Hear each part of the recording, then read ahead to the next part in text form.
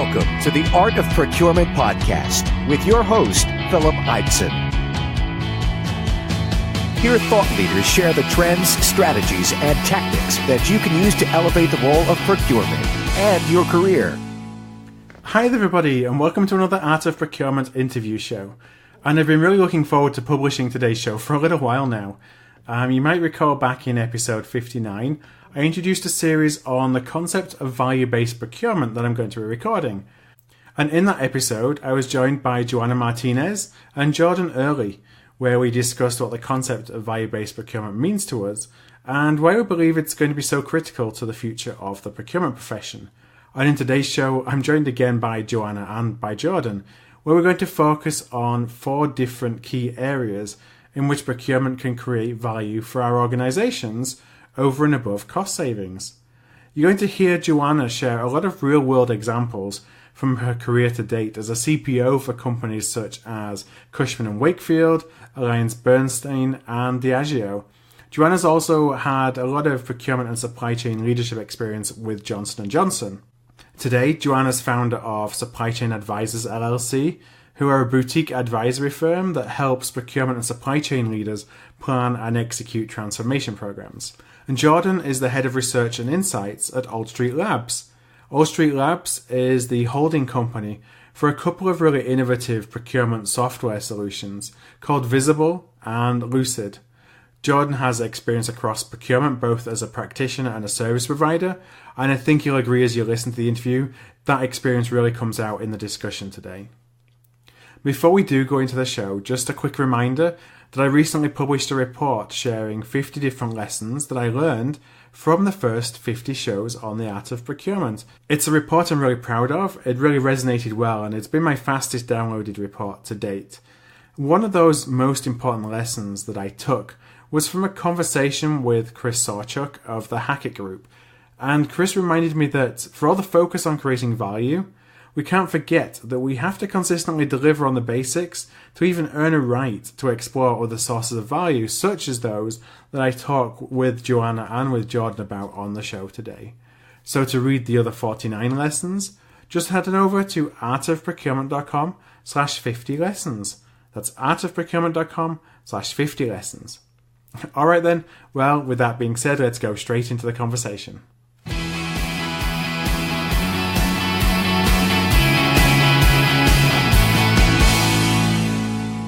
So hi there, and welcome to another episode of The Art of Procurement. And I'm joined today by Joanna Martinez, the founder of Supply Chain Advisors, and Jordan Early, the head of research at Old Street Labs. Joanna, Jordan, welcome back to the show.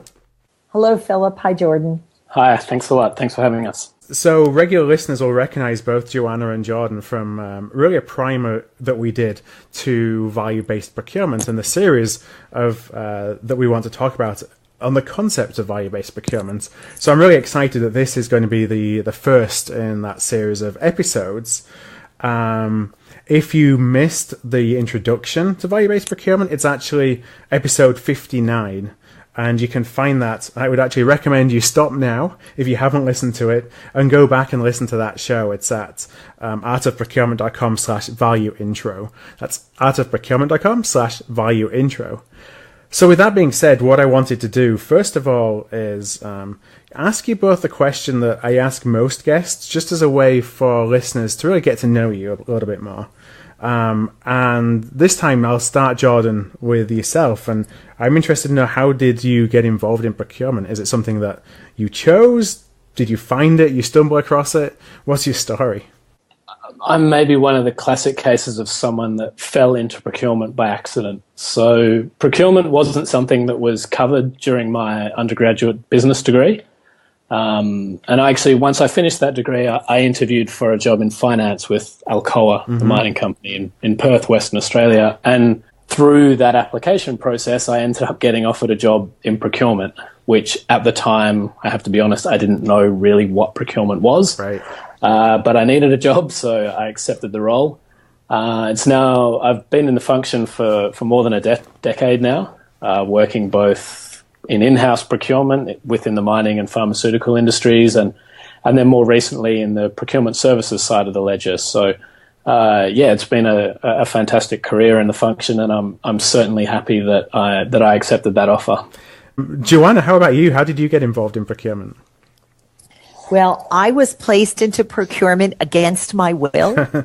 So I was at Johnson & Johnson, and as an engineer and supply chain professional was working towards my career goal, which was to be the plant manager of the Band-Aid operation. Right. So for Johnson & Johnson, that's sort of the mothership, the most important facility.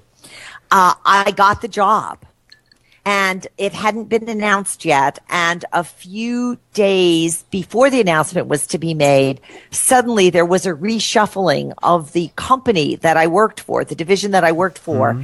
And the people who had put me in that role were gone. New people were in, and basically it went away. The change went away. And a few weeks later, the new leader of the organization asked me to go for a walk with him. And he said, look, this whole division isn't making enough money. We really have to make some massive changes. And we were all brought in from this other division to make that happen. Mm-hmm. He said, I am loath to fire you because you appear to have some brains. But those were his exact words, because you appear to have some brains, but your replacement has already bought a house. Right. So but I've been trying to think, what do we do with you? And we all agree that the guy who's currently the head of procurement, Brian McGrath is his name, is really beloved here. We think he's fabulous. We want to move him into mergers and acquisitions, and he has no replacement. So we'll put you into procurement. Your goal, it's going to take a couple of years. Your goal will be to work with Brian as your mentor, and if he thinks you can cut it, the goal will be for you to be the head of procurement, right, for this division. And so that's kind of how I made my way. And actually, the person who put me into procurement was right. He told me that I had the right skill set and that I would really love it, and I found that to be the case. So I'm glad he gave me the chance. So it's interesting. And did you feel that coming into procurement and what was really a senior level in procurement without any procurement background, was that a blessing or was it a curse? No, I actually didn't come in at all that senior level. Okay. I actually sort of had to take a step down. Okay. And I started by being the buyer for transportation, capital equipment, mm-hmm. and office supplies and things like that. And I did a few crazy things in a positive way, in a good way, that kind of got people's attention, and I started getting moved around. So I went in with that goal, but I did not go in at a senior level where suddenly I had a large staff. Right. I had to learn how to do it all. So what I'm interested in talking about today a little bit more is the concept of value-based procurement. And we discussed it, and I mentioned just in the intro, we talked about it a little bit in episode 59. And rather than repeat some of what we said in terms of what the concept is and what the burning platform is, which we cover in that show, I'd really recommend, if listeners haven't heard that, to go and listen. Episode 59, that's at procurement.com/value-intro. What I did want to do is kind of my first question is following on from that introductory show that we did, and Jordan, I'll pit this to you first, is what happens if we don't transition away from a cost savings only model to one that considers value in terms of what we can bring to an organization? Do we become irrelevant? It's a big topic. Yeah. So, I mean, for me, it begins at the point where I think this concept that we've built our reputation on for the last decade or 2 decades around delivering X% cost savings, whether it's 5% or 10%, is just not sustainable. Mm-hmm. It can't continue forever, and it's built our reputation as a function, and that's been fantastic. And we're now in the corporate spotlight, perhaps more than we were all those years ago. But the next iteration of procurement and what we need to be moving towards requires a more strategic approach, I think. And I think it's really about, the way that I like to think of it is, if you look at the objectives of a business and then pin what the what the procurement function is doing to deliver on those objectives. So the example that I was looking at the other day was the Tesla Motor Company. And I'm paraphrasing here, but their objective is to quickly deliver sustainable electric cars to the mass market. Now, for me, value-based procurement is a CPO and the team that sits below him considering what they can do to affect that mission, to make it happen, I guess. And to me, delivering 10% cost savings doesn't do that. So the reason that I think Tesla are a great example is they're building really a new product. And the procurement team who hold those supplier relations, where that innovation is coming from, I think they're really pivotal to the success of that business. And I think as, businesses move and, we're seeing a lot of different businesses, whether it's Uber or Airbnb, or there's a disruptive model out there at the moment. And if you're not able to act quickly, I think that fear of irrelevance that you spoke about is something that's, a real potential. So I think, procurement needs to shift away from this mantra of cost savings or maybe how we used to measure ourselves and look towards delivering business outcomes and, how we fit in that space. So, yeah, that would be my take on it. And so it's about aligning ourselves first and foremost with whatever the key objectives, the key vision of the company is. And some companies it may be that it's a fight to survive and cost is important, but others like Tesla, and I know we've had Google on the show talking about it.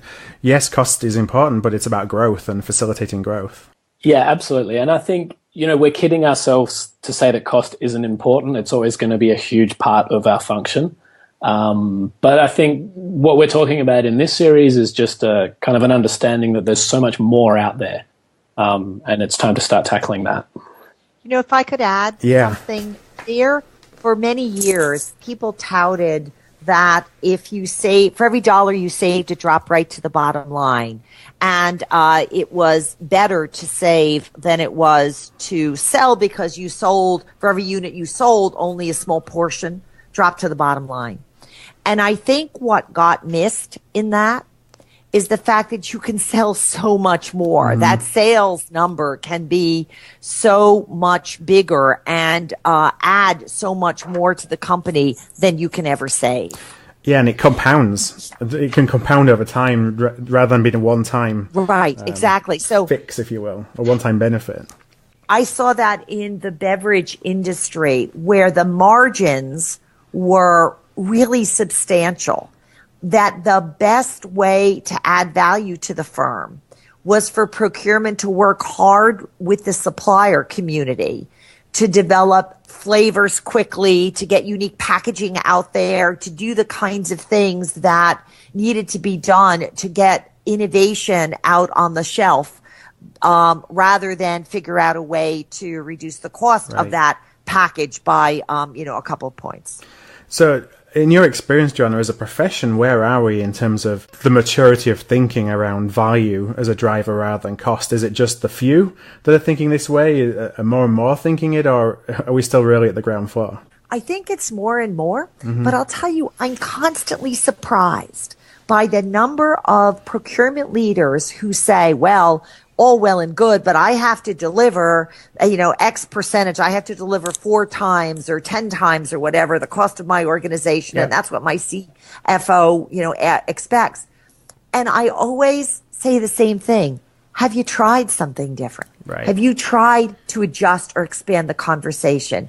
And you know what? They're stuck in the paradigm. They haven't. And I think if you don't offer that, if you don't show how you can do more, no one will expect you to. Yeah. And that's perhaps why a CFO only looks at measuring us in that way, because they don't know how else they could measure us. Right. Well, what I wanted to do today was deep dive a little bit more around, where we can look for value, where value may be hiding, or some tips and tricks that you would recommend to sourcing professionals, procurement leaders, in terms of what our organization may think of as being value over and above those the cost savings. I think you've done some work in this area. So I'd love if you could just kind of start to share some of your experiences around where you can look for value. So in many organizations, there are, in every organization, I wouldn't even say many, in every, there's a pain point somewhere. There's something that's not working right. And I think that's a place that many procurement people start with something that is, be it travel or be it, a piece of technology or a service of some sort that isn't quite going the way it expects to be going. Lots of outsourcing companies tend to measure themselves very directly. They will measure the number of invoices processed, the number of this, the number of that, as opposed to the satisfaction level, that kind of thing. So I think if you dig a little bit, you can usually find something that people are not that happy with that involves a supply chain and some third parties. And that's a place often to start. Mm-hmm. I think that often the decision makers, the people who are really making things happen, aren't the ones that you see on the organizational chart, right? It's wonderful to do things from the top down, but often the person who is actually making it happen is not the one sitting at the top. It's somebody somewhere in between. And you've got to find those people and get engaged with them and have them understand how you can add value or learn what their pain points are and see if there are a way that you can help fix it. I was invited to a CPO networking luncheon a few years ago, and we were talking about marketing spend, and most of the CPOs in the room had managed to penetrate the marketing community and were doing some very cool things. And all but one started really small. They started with something that was a pain point and grew from there. The one who started big, as it turned out, had been a consultant with the company and was best friends with the CEO and had some craziness around his situation that, in my opinion, eliminated him. But everyone else had grown it that way and shown that they are valued partners and can add something to the party. Yeah, which for me, that's a really interesting place to start is marketing, because I think there's been an adversarial relationship between procurement and marketing for quite some time where, that cost versus value thing where it's not the cheapest solution that's the best solution. We're working towards creativity. And this is something, it's going back a few years now, but I experienced in my life as a procurement practitioner. But so I think to Joanna's point there, maybe targeting those difficult categories, the areas that we never used to play in before because there was some animosity towards one another, is a great place to begin. And the way that it kind of worked for me was to try and flip that traditional perception of procurement as the guy tightening the purse strings or the corporate policeman, and to try and sort of talk a different narrative and say, look, you're going to spend this money with a supplier. The way that we want to engage is to make sure that you get the most out of that money that you're going to spend with them. And there's we can add some corporate commercial rigor to that discussion, which is going to help you in that area. And our role is not to pick the cheapest supplier, and it's not to stifle creativity, but, we can work with you together, and we can ask the questions that you perhaps don't ask yourself of your suppliers. And I think the relationship benefits in that sense. Yeah, Jordan, I think that's a wonderful point. There is a tendency for procurement people to want to throw themselves into areas they know nothing about. If you start with allowing that decision process that's already taken place to continue and adding value by making sure that the contract that gets put in place with that supplier for that item is the best possible, that's a way to gain inroads. I know someone who became very, very embedded in both the marketing and the human resources community because she took that approach. She made sure that the contract she put in place had the appropriate pieces in it in case business changed and things had to move in a different direction and we had to terminate early. And in one case, the value she added was really used because there was a change in the business and this relationship did have to terminate early, and that hard conversation had taken place first. Interesting. And by doing that, she became instantaneously valued by those organizations and more worked her way into being an influencer. Something that you mentioned, Jordan, was about these categories are typically categories that are like marketing. It's difficult for us to engage in. And perhaps if we haven't engaged fully with them already, maybe there's not that much expectation from what we can get out of them. So I wonder if it makes sense to take this new approach to areas where there really isn't a great deal of expectation around our old way of measuring our success through cost savings. Just being open and trying something completely different just on a category like that, and legal could be another. And then use successes there, because you're not under the pressure of having to save money. Use those successes to then build advocates to do a different, take that different approach into some of the more traditional areas that we support. Yeah, absolutely. And to me, it's, I hate to use the word rebranding, but it's difficult not to in this space where I think that discussion just has to take place not from a cost basis. Mm-hmm. It has to take place from what are you trying to do, and here's some ideas around how we could potentially help you achieve what you're trying to achieve from a legal point of view or from a marketing point of view or from these areas that we traditionally haven't played in. Because I think in some organizations there is a little bit of standoffishness between those functions based on procurement's reputation. One of the metrics that we often use to gauge the success as well as cost savings is spend under management. And, you know, I hear different people saying, some will say, well, spend under management is everything. And, you know, how can a CPO not be fired if he only has 20% of spend under management? And then I hear on the flip side, well, we only really care about 20% of our supply base because that's what's material to our business. Joanna, what's kind of your thoughts on how important is the need to bring all of your spend under management to then drive value from all of that spend versus just picking what's really important to a company and focusing there? Well, another thing I'm guilty of is the old spend under management measurement. Mm-hmm. So I certainly spent a lot of time looking at Pareto analyses, understanding what the big spends are, and then assigning resources appropriately. The last couple of years, I've changed my viewpoint on that, in that there is a certain tail spend in an organization where it just doesn't make sense to try to get on top of all of it. Yeah. Office supplies sometimes is a even more substantial spend, and it's really a shell game. SKUs change. It's almost impossible to measure whether you have saved money on a particular item or not because volume is variable and all of that. And it's the differences between one supplier and another are not large. I think we need to reconsider how we're approaching that spend.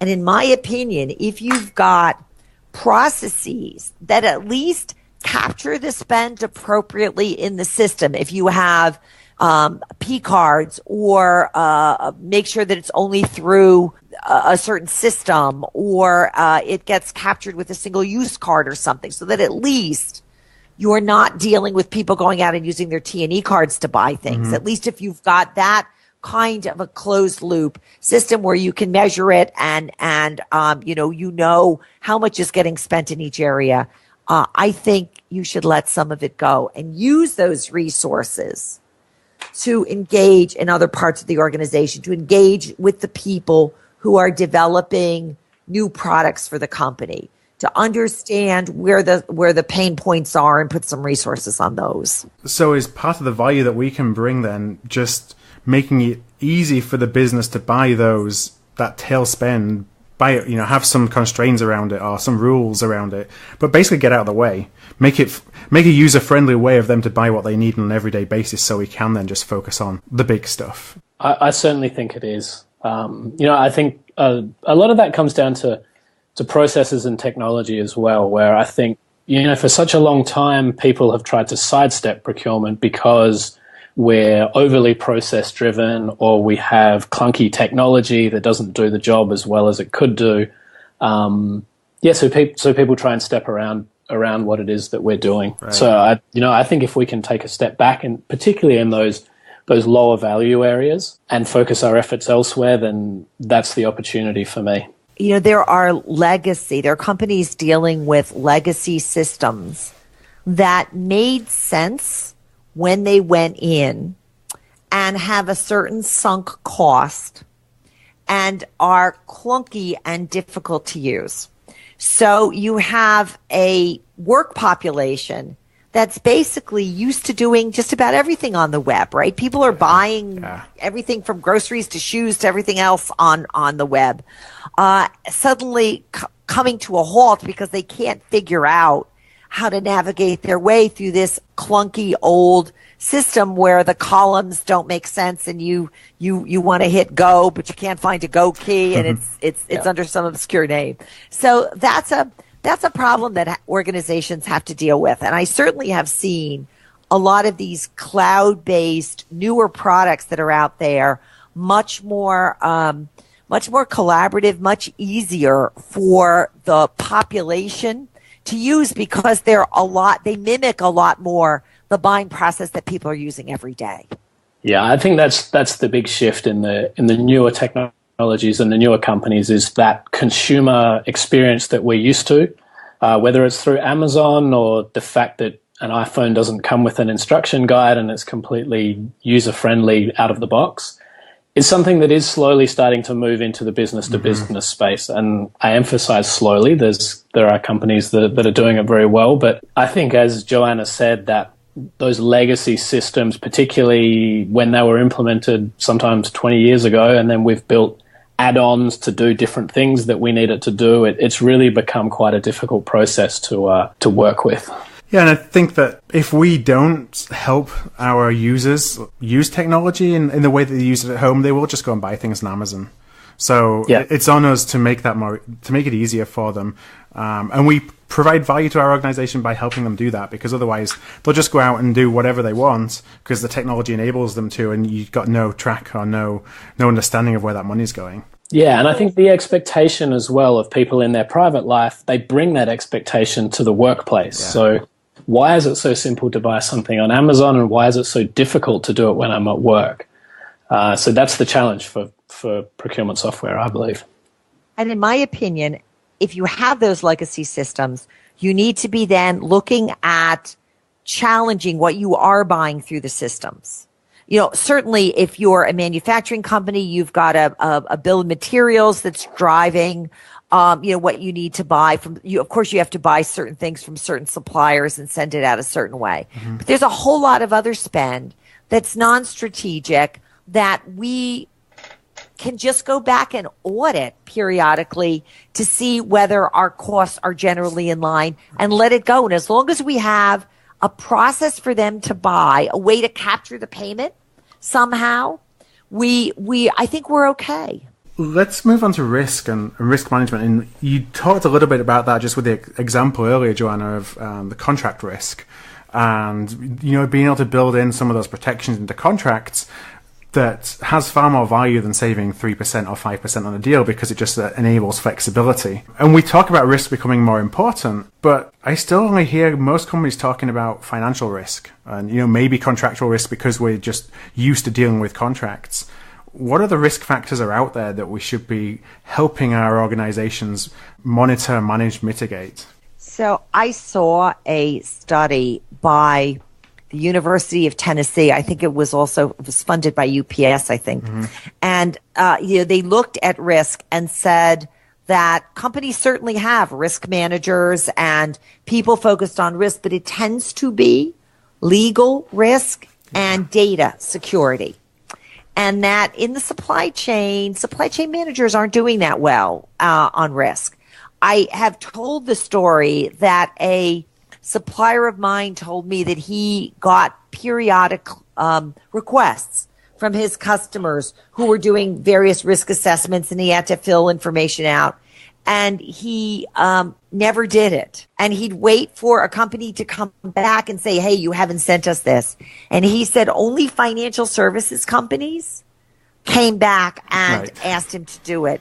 By and large, the other companies in his client base never did. So it was very telling to me, because I think that's something that we all really struggle with. You have basic supply risk, what happens when a tsunami hits Japan to those items that you've sourced out in the Asia Pacific region? How is that going to affect shipping or ability to manufacture or ability to get various services provided if the people who are doing them are dealing with the effects of that disaster and things? And, the financial risk, you look at a lot of the services you can buy today, focus on financial risk, and it's data that is generally publicly reported. And when you're dealing with startups and private companies and things that don't report, entities that don't report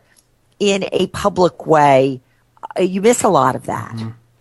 So I think it's very hard. Now, I believe personally that the best way to do it at this point is to look to the outside at those third parties who are there to help assess risk and focus on finding the best partner that assesses risk in your mind on the hot points that are important to you, and look to do it in that manner right now instead of trying to build something internally. I've seen lots of internal attempts fall apart. So I have some experience from a financial services perspective of building a risk management, supply risk management team or process, and being part of something that was pretty wide scale. And it's because the company I worked for became a financial services company overnight. We became a bank overnight. And we transitioned from having no concept of risk to essentially having the Federal Reserve sitting in our building watching us build this risk program. And, it opens your eyes to the different risk factors that you never even considered. Like concentration risk is one. I never really thought, even in services, you buy, let's say, outsourced call centers, and you buy them all from Manila, but you buy them from 3 different companies. So you think, well, that's fine because I've got 3 different suppliers. Well, what happens when there's a typhoon in Manila? All 3 of them are closed down. And you don't think about risk factors like that. And I don't think our organizations do either. So that's definitely an area where I think that we can help them in a way that brings value to them over and above just thinking about cost and how we can help them reduce cost. For me, there's an element around CSR, which I think is an important point to bring up. And it's something that's spoken about a lot in the industry. But the way that I see it, the way you manage your CSR risk is CSR, particularly within your supply base, is something that is either an asset or a liability for your business. And it's the way that you manage it is what determines whether it's an asset or a liability. And an example I like to use for this is I'm a surfer, and there's a surf company called Patagonia who produce wetsuits and clothing and whatever you need to go outdoors and have fun, basically. But they very actively market a sustainable supply chain.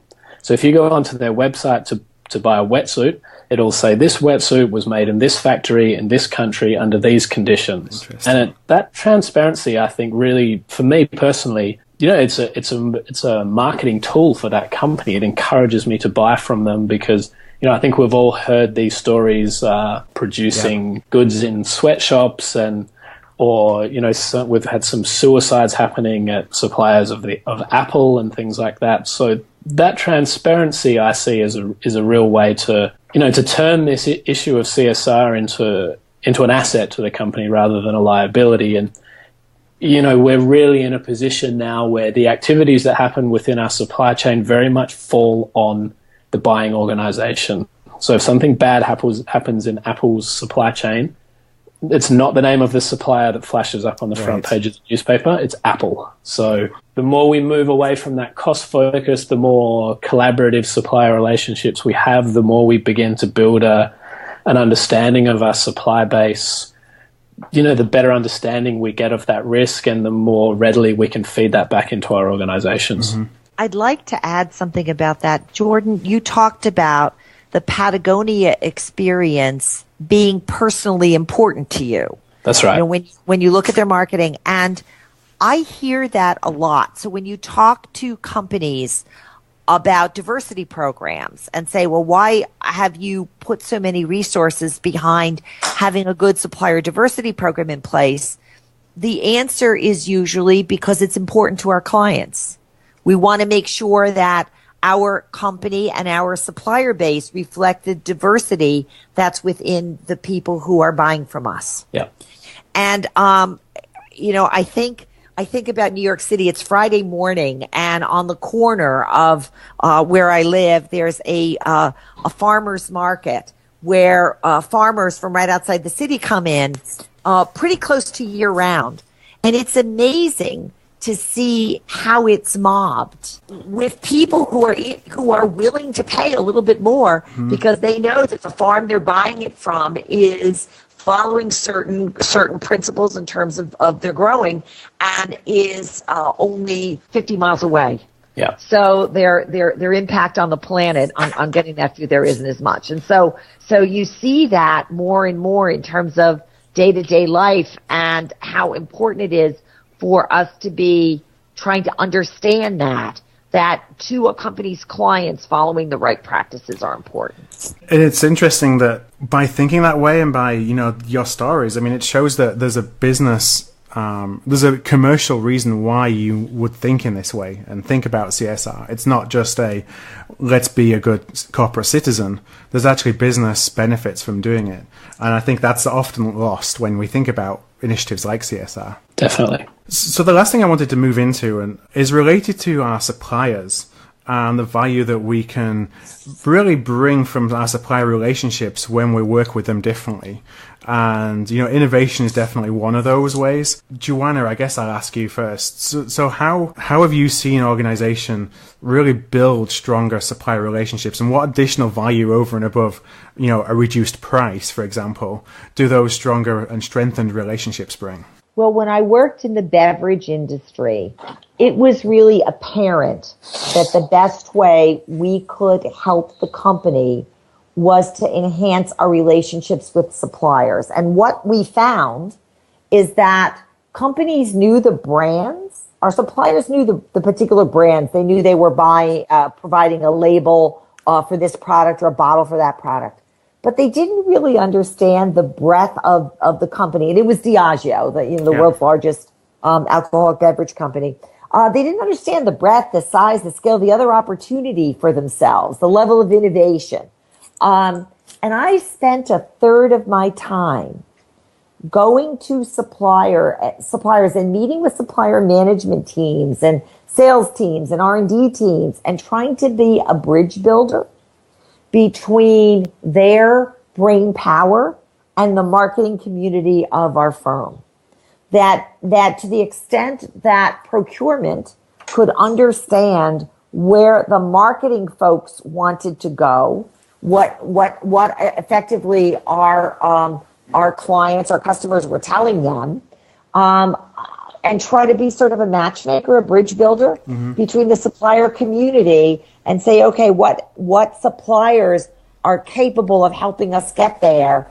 Let's educate them, and let's now put those teams together and let them go off. And that was personally a very fulfilling time for me, because we saw some good innovations come forward that we wouldn't have been able to do in-house. They really came as a result of the suppliers coming to us first. I often ask for that with suppliers. I have many times been in roles where I couldn't come close to being their largest customer, but I wanted to be their most active, their most proactive, and focused on trying to get the new ideas first, trying to get on the forefront there. Yeah, I think the piece for me here is that it's actually a competitive landscape, that supplier innovation space, where if one organization is collaborating with their suppliers and working together to jointly develop new products or flesh out new ideas, then that's where the innovation is going to go. It's going to go to that supplier, and probably to Joanna's point, it might not necessarily be the buyer with the biggest spend that gets that. But if you're working together, then because I think a lot of ideas require joint development. So the supplier could have an idea that that may take off, but it requires the buying organization to jump on board as well. And, whether it's a financial commitment or a commitment to test it in the market, it requires some collaboration for the idea to get off the ground. Yeah, and you can be sure that if you're not the one that's partnering with your supplier to bring that to market, then one of your competitors will be. Absolutely. And I think that's really important as we look, a lot of our companies are outsourcing more and more or becoming leaner, so they'll have smaller R&D teams and really placing a greater reliance on supply-based innovation. So it's on us to then help facilitate that. Absolutely. And I think the strength of those relationships is really important as well, because if you look at each element of your entire product base or the things that you buy, it's quite a naive position to think that a procurement team can know everything about each of those specific niches. Mm-hmm. But if you have a supplier that focuses in, let's use the auto industry again. If you have a brake supplier, they know everything about brakes and every intricacy of that industry. So they can bring that back into your team. But your small procurement team, I think it's naive to assume that they can understand every element of every product category and everything that they might potentially be buying. So that collaboration and that sharing of information certainly needs to take place. Otherwise, I think you're going to miss things. I totally agree with you, Jordan. I think it has to be, a directed search almost. When I worked in the dental products business, we would be deluged with people inventing a new and better toothbrush. It was absolutely amazing. You would think that bristles on a stick is pretty simple, but the reality is there would be every week a new idea, very untargeted, right? So they'd come in and we had a process in place for logging them, but those folks were people who had ideas and would just kind of randomly send them to anybody who was manufacturing toothpaste or toothbrushes or some kind of oral care product. We're talking about the opposite here, which is really understanding, making that, we talked about penetration earlier, really penetrating that marketing organization, even if it's just socially having lunch with them or trying to reorganize the team so that some folks sit closer or are in the same geographies as they are, to get to know them better and be going on targeted searches and having targeted conversations with suppliers. Well, sadly, I have to close on that, just given the fact we're bouncing up against time. I've really loved this discussion, and I'm excited to kind of see how we build out the series on value-based procurement. I know there's a number of different shows that we have in the works. So, first of all, just before we close, I'd just like to invite both of you, and Joanna, I'll ask you first, if there's a way that listeners can reach out to you or find you if they'd like to further some of these conversations or basically get in touch with you, what's the best way of them to do that? Well, I would say LinkedIn is a great way. So you can just look for Joanna Martinez, and my company is Supply Chain Advisors. Okay. Yeah, and for me, the same. LinkedIn is a great way to get in touch. I'm at Jordan Early 123 on Twitter. That's the best way to get a hold of me. Okay, great. Well, what I'll do is I will link up to those contact details. I'll post a summary of what we've discussed in the show today. And I'll put those at artofprocurement.com/procurement value. That's artofprocurement.com/procurement value. And the other thing I do is, and I mentioned this at the top of the show, is as we publish more episodes in this series, I'm going to put them all in one place so you can find them all together. And that's just going to be at artofprocurement.com/value. So the first primer and today's episode will be there by the time you are listening to this. So with all that being said, Joanna, Jordan, thank you very much for your time today. Thanks a lot. Thank you, Philip. Thank you. Thank you for listening to another episode of The Art of Procurement. To find an archive of all past episodes, you can go to artofprocurement.com/episodes. And to ensure you never miss another show, go to artofprocurement.com/subscribe.